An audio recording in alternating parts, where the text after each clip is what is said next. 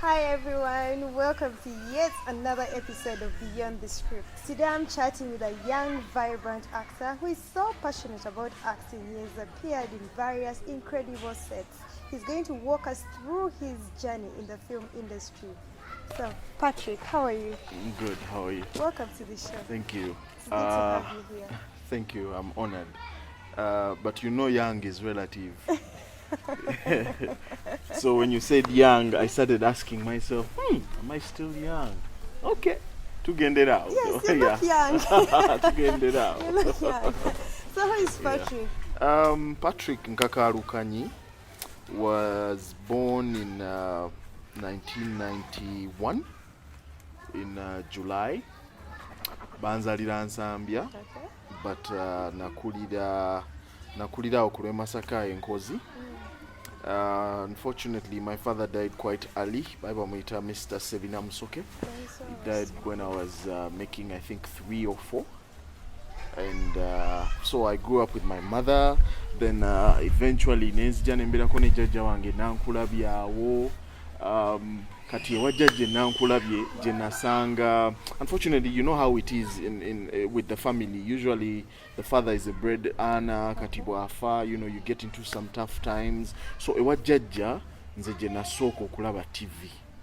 Ebiseera ebyo kwabeeranko abasajja abo ba Chuck Norris, kwabeeranko ba Clint Eastwood, series wise kwabeeranko series bagiyita Shadow, kwaliko Sunset Beach, kwaliko Riviera, and ewaffe, I'm the last born and my sisters are bigger than me. So olwokuba baali batusinga ffe abalenzi obukulu nga they have control over the TV.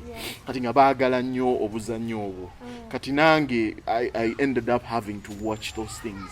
But I was so moved by these people. The very first time I saw a man getting shot, ndowooza yali Chuck Norris. Bam, besasi. Kati besasi ne musaasira nnyo nga bannange. Sajja wedda ffenna gwe tambulirako kati bamukubye tuwedde. Okitegeera? Kati nga nze manyi nti it's realistic, nti era ne firimu gye tuddamu mulabako agenda kuba mulema. Okitegeera? Genda okuddamu mulaba ate nga siki? Nga si mulema. And then we get the chance somehow in the film yajjako esaati biki nga n'ekiwundu tewali. Kati netandiko kyene nga it's not realistic.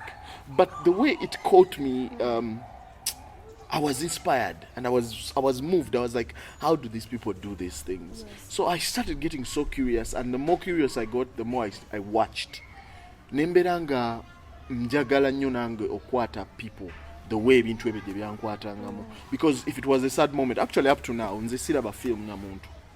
Because one, mba njagala forwarding, rewinding, and then I get excited and I just end up high-fiving myself or something, and then there are those moments that people might miss, but I never miss those moments. So before you know it, we are watching Moana, and then the water comes and chooses her, and then you see I'm crying. Like, why is he crying? So siraba film n'abantu. Ne cartoon sizaba n'abaana bato, because they'll be like, when Uncle Pat wakabira chi, you know. So I am moved by film. I am moved by acting, and I just love it. And I feel like if I have a chance to touch people, I feel like this is it. Yeah, I feel like it's a calling in a way. With that kind of inspiration, did you take up maybe, did you go to school and study more about acting? I should have, but I didn't. First of all, because ngendo kula nga abantu abakola ebintu ebyo tebaba balamu magezi mu society, tebalina mulamwa era nga even ne course emakerere nga agita musiru ddala. So nga tekiwa maanyi, but I was still passionate. Era nga ne musomero nze nga musomero kasitaba kugamba nti ozannya n'oli nga ekyawaadi okita kataasa ng'okata. So through watching the Chuck Norris when you were young, you got this talent. Yes, I did. Kati zino zi social media, internet biki bigenda okujja. Nga me, the only thing I research about is that. Era nze kati bwe tugenda mu competition ey'okuneeminga ba actor abo Hollywood biki, because betwalabanga atonsinga n'abaaliwo nga sinnajjamba manyi okitegeera, because for me that is where I was like kino kyenjagala okukola. Bwe natuuka Makerere nayingira business school. Business school kitwawula from the drama department waliwo ka bank ka DFC usimanya wakakyaliwo, but that was all. Kati nganze when I'm free nti ninda lecture, I'll just cross over to the drama department because there was always stuff going on. There were people dancing, there were people auditioning, there were people rehearsing. Kati ngatenze ebinkwata so nga jensingo okubeera. And you know, I ended up ngabana abasinga alowooza nsoma nabo because you know mubeera ku gundi nga mweraba bwerabi, you don't know which class that person is taking. Kati before long I made friends there nga bampita, they're like, man, I have a script I need people to rehearse with, jangu nganzija, I take part. Osege ninga akimanyi ndi presentation sijabayo, but it's okay. Osege, so even when the professional auditions started to come about, era nga bandowooza kunanga, man, fe tulina audition ku National Theatre, jangu. And that's how I landed my first gig. So it professionally. didn't affect you at school? No. You were missing classes? No, it did not. Okay. Yeah. Kati, fortunately for me, ngendo yingira campus, nga I'm already on a show, Tricksters. Kubana jiyingira nchali S6 VAC. The lady, the producer, Jackie Senyondo, she was a teacher, she was a parent, kusomero area high school. That was Uganda Matters Namugongo. Katinga MDD and Avanyo. So when we were in VAC, she just asked the son, because I need actors. So I had my first acting gig with NTV, Tricksters. Kati ngendo tuka ku school of commerce. Nga itane kubana abekubo bwa man guy tumulaba ku TV bichi, and it was exciting for me because now I felt like now I'm starting the journey that I've always wanted. Yes. Finally, I didn't finish the business course because I felt like, now what am I doing here? You know, and it's not really that. It was mainly a fight for financial reasons. I'm not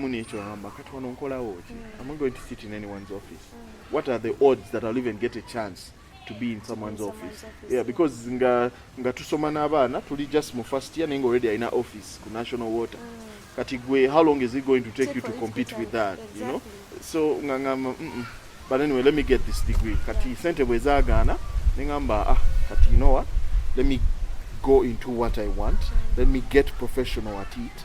And if I want any certificate or degree or whatever, I sat down with my uncle. Nemugamba nti omani kino kiganye. Naye bw'oba oyagala ekifaananyi ekyo ekya degree biki mpaamu time. And I think by the end of this year, yeah, because I enrolled somewhere for writing and directing for stage and film. Yeah. Okay. Now, besides Tricksters, what other projects have you worked on? I started my professional stage career with Silent Voices, which was in 2010. Yes. Silent Voices is a stage play about the waliwo it was a policy government year later in northern Uganda. I forget the name, amnesty, where you had to forgive, like they were reintroducing the people that were rebels back into the society. Yes. Now these are people who have killed your people. You know that so and so's house killed my father, killed who? Your neighbors, but you know all the atrocities that they did. It doesn't really make sense, you know. But that's what they did anyway. So that's what Silent Voices was addressing. That it's not as easy as you think, and these are some of the things that you might get. Yeah, it was a very brilliant play. The playwright is awesome. She's called Adongo Judith. And I was fortunate okubeera nti natandika mu mikono ejije. First of all, she's an academic. Era ne Makerere yalinga asomesaayo. So she had professionalism was the very first thing up there. Kati icho kye nasooka okuyiga. Nga she's strict about work.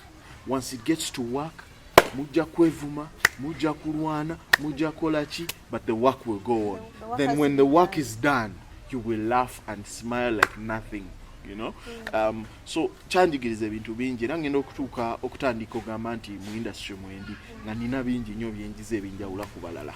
Yes. Then my very first film was a film called The Counselor. It was an early around the same time, 2010, 2011. Omusajja is directing. He directed and wrote it. Amita Moses Ray. Olusa inerinye eryekisiramu, but it's called Moses Ray. We're tumanyi mu industry. Then I went on to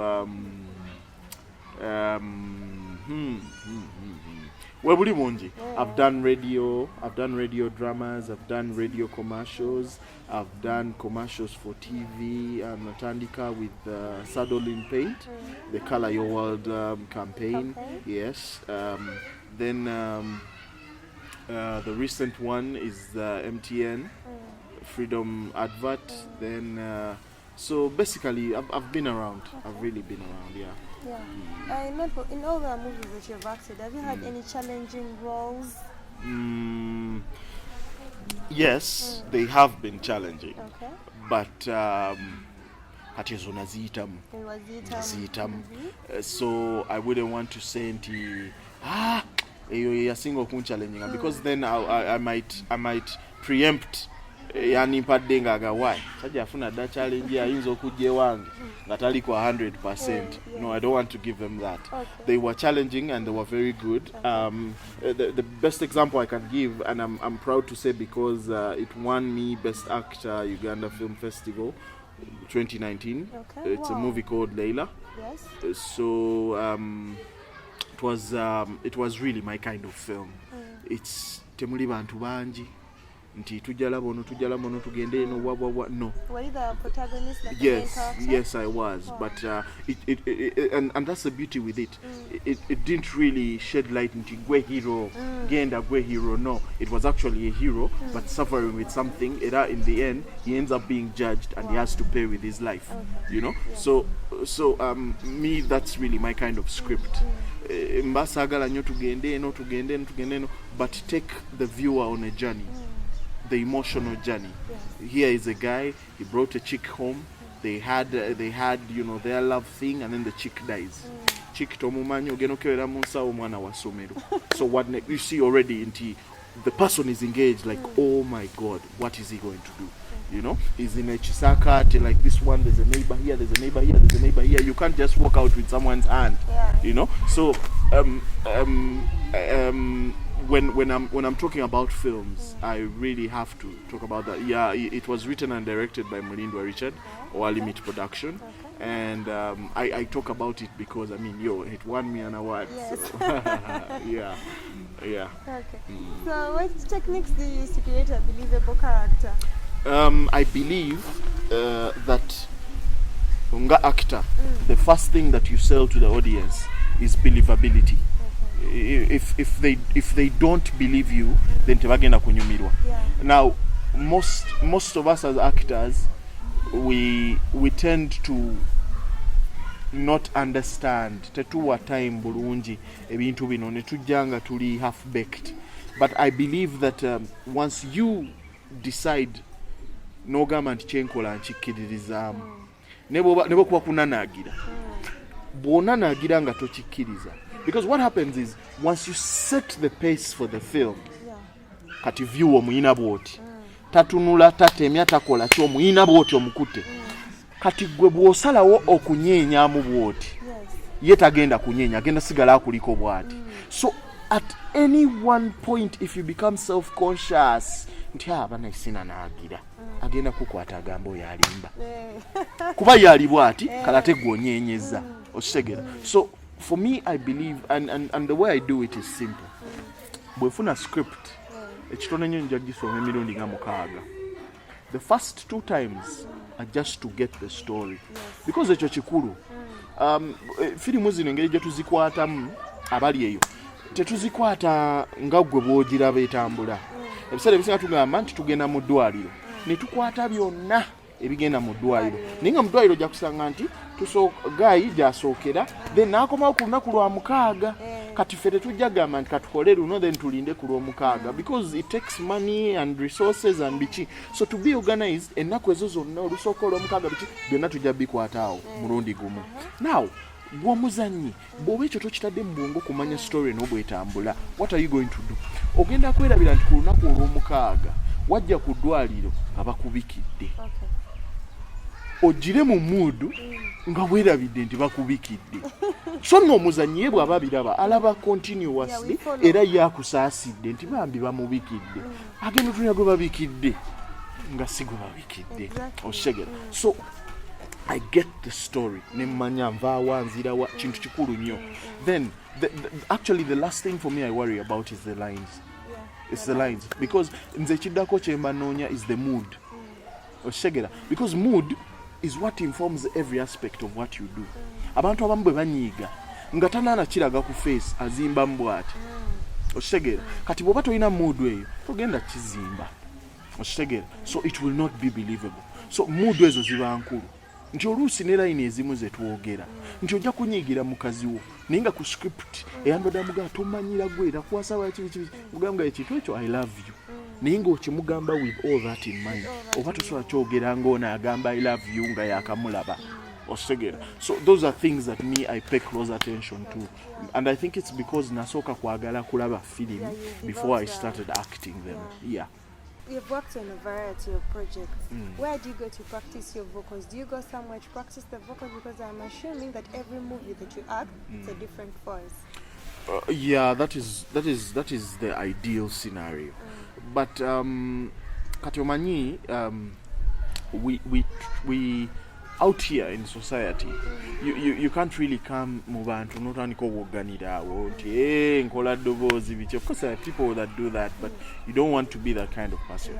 So normally what I do is once I've understood all these other things, kati I start preparing mentally.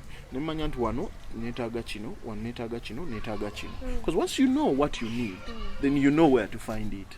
So if it's a stage play, normally stage plays you get time towards the show time but nti bweguba gwa ku Sunday by Thursday mba mutandise ogenda ku theatre kati eyo gy'obeera olina okukolera. That's the time you need because now you're surrounded by buli omu ali awo akimanyi nti muzze mulina omuzannyo mugenda kuzannya so they are not shocked when they start to hear noises of any caliber oshegera naye bw'obeera wano ku mulirwa n'olaniko woganira wano trust me bali bagenda kujja bagenda naye ani gwe batuga oshegera and you don't want that. So that the preparation usually happens too. Yeah, especially when it comes now to you know I'm informing how to form this character. I always make sure it's towards the end. Nti costume are you ready for me? Nti yes. Mpa munyambalemu. Tukole bwe tuti. Batenga atambula bwente nenga tosolo jiwanvu ya muko ku soul. That kind of thing. It really comes at the end. But it all comes from preparation. Okuvira ddala eri awakafuna script. Yeah. So have you faced any problems with producers, maybe paychecks? Because some producers actually don't pay their actors. So have you faced any challenges with them? Yes, of course. And yes, they are right. Some producers don't pay. But I still bring it back to you, the actor, who is not being paid. Have you challenged yourself enough to be worthy of paying? If you put up a performance, ask yourself, if I was being charged 20k to watch this, would I pay it? Exactly. Yeah? Because when you do good work, it's not vanity, it's not pride, it's not being egotistical. My work is good. I should be paid this much because I deserve it. It also took me a while to know that about myself. Why? Because to another producer abamu industry, the first thing they do with actors is they lower their esteem.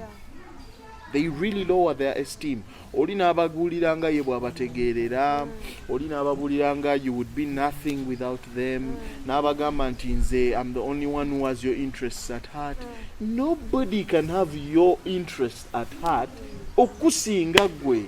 Osegera. So, and how do actors get jobs? We audition. Ojja kusanga waliwo omwana nga akugamba I've spent 8 years in the industry. Nombuza where have you auditioned? Nowhere. Nti kati okufuna enti emirimu nina director wange ampa kati o director bwakubba nze mba nange sikusaasi oshege if you want something go out and get it Oshigira. If you're complaining that we are not paid here, then you go there. Oshigira. Try go there, try everywhere. Nayo mwana n'omusanga naga nze me I even hate auditions. Nomga but you're an actor until yes. Well, okay. Kale. And funny enough, by the way, Chinyamba nyo. These people come to us, Facebook, WhatsApp, naga man, yaga kubanga gwe, nkoze ntya. Nomga kakana. Before you know it, a call comes out to audition. No kamweza mga genda yo. Nombuza after nga achali chitya. Man sagenze. Manze mbitya. What I do, I blue tick that to show you that I've seen it. So that the next time you tell me, man, I want to be like you, I just refer you back to our conversation. Because even me now, people would think that Patriq Nkakalukanyi, abantu bakumanyi mu industry which I audition. I go out there and get the roles. Ne bwaba actor yo gwolowooza gwe gwomanyi Robert De Niro, Eddie Murphy, bani they auditioning. Chejemu mu bwongo mbunze se auditioninga. Bwoba to auditioninga genda olimenyanya. No one will audition you munyanyazo. I'm telling you. So what was your reaction when you received your first paycheck? My very first paycheck. Yeah, Silent Voices, the stage play. Okay. Now, after I auditioned, I think it took like a day or two. Madame Nankwida, Adong Judith. Yes. She's like, yes, you've got the role of Omonyi. Now, Omonyi was the main guy. Yeah, she's like, hey, I'm going to pay you this much. I could not believe it. I could not believe it. We were talking $1 million plus. The first thing, like, kati nga ku Tricksters NTV tugenda yo. Nenga NTV. Nga bakuguza fame. You know, we are making you popular. Kati atinga nange chinkolera okubeera ko ku NTV. Shige ugenda yo wali ku Serena, nobera muzi AC, noli enkoko, it's buffet. Chinkolera. Nga ne baba tebampadde, oba bampadde 5, olusi bakwaye 5, ngobe wakabi. But now here I am, nze ndowooza bwe bitwe bitambula. Now, she's exposing me to a very wide audience. Okay. And she's telling me $1 million plus. Wow. No, katono. But in my heart, I was like, yeah! You know? and because she had liked me, Yes. so, you know, the excitement just grew even wilder. Yes. And she was amazing because nga akuwa half a soka the moment you start rehearsal. Then half a dako.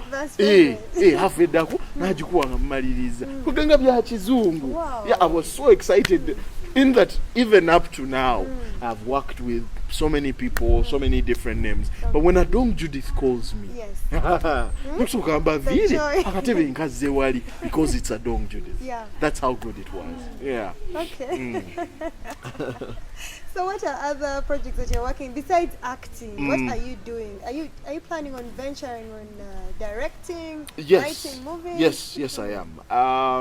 As we talk now, me and a few other associates, we got together and we are writing what we would call a dramedy. Yes. And we are in the early stages, but we want to produce it. I think it's going to be quite something. Okay. Then I have so many other projects. Chinyambe Konti, now I feel like just acting alone temala. Yeah. Now I feel like I want to work with actors, but now in another capacity. Okay. Yes. I want to direct them, I want to coach them. I should be running a YouTube channel for coaching, but it's going to come because I want it to be free. Yeah, I want it to be free. This knowledge I got, I didn't go to school, I didn't really pay kujako data or whatever, and honestly, when you're passionate about something, if every singer you will do it. So if I could get like 3 or 4 people that are as passionate as I was, that thirst that I had or I still have, mbanja kutambula nabo everywhere, and and really that's where I want to go. Yeah. So how do you maintain confidentiality about the different plot twists or other TV developments that take place before they actually air? ekyo kyangu. Once you embrace the fact that you're working in a professional environment, kale never teri professional. Gwe nga gwe, treat yourself to such standards, because then professional standard wenetuuka ejja kusanga nga already wa professionalizing adda era nga buli omu alwana okola naawe. So it's really not hard. It's just a discipline. The way take I'll do this. This is me. Yeah. Thank you so much. What would you like to tell the other actors out there, or other people who are aspiring to be actors out there? Mine goes to anybody. You don't even have to be an actor. But the world of agenda kusomero, igo busawo, kolachi, if boberanga really osoma ensi bwetambula, you can tell that it's going out of fashion. It's fading, and it's fading fast. World jetulimu kati is a world of passions. Only your passion can maintain you. It can sustain you. Lwaki nti niba onaabeera omusawo ng'oli ku salary ya miliyoni 8 naye ng'ekintu kyo kyakuzina, era bajja kukwatayo bakuteeke mu New Vision nti Dr. Gundi bamusanze azina ekimansulo oba ki okitege ate nga sina kimansulo, but just to sort of throw that to your name, they'll call it that. If you have a passion, pursue it. Pursue it. It does not matter what it takes. It does not matter what so and so says. It does not matter what even your mother says, because your mother lived her life. Era gwe omu ku results of that life. Kati naawe, it's your turn to live your life. What results do you want to have 30, 40 years plus from now? Kirowoozeeko. If you want to follow me, you can find me most of my social media really. You take Nkakalukanyi Patrick. Nkakalukanyi kuliko N at the beginning, and then the Patrick is R-I-Q. The letter Q. On Instagram it's at Patriq Nkaka. Likewise on Twitter, Patrick with a Q, R-I-Q. Yeah, ojja kuba onfuna. Thank you so much for watching today's episode. Don't forget to subscribe to our YouTube channel CinemaUG and follow us on our social media platforms. So till next time, bye bye.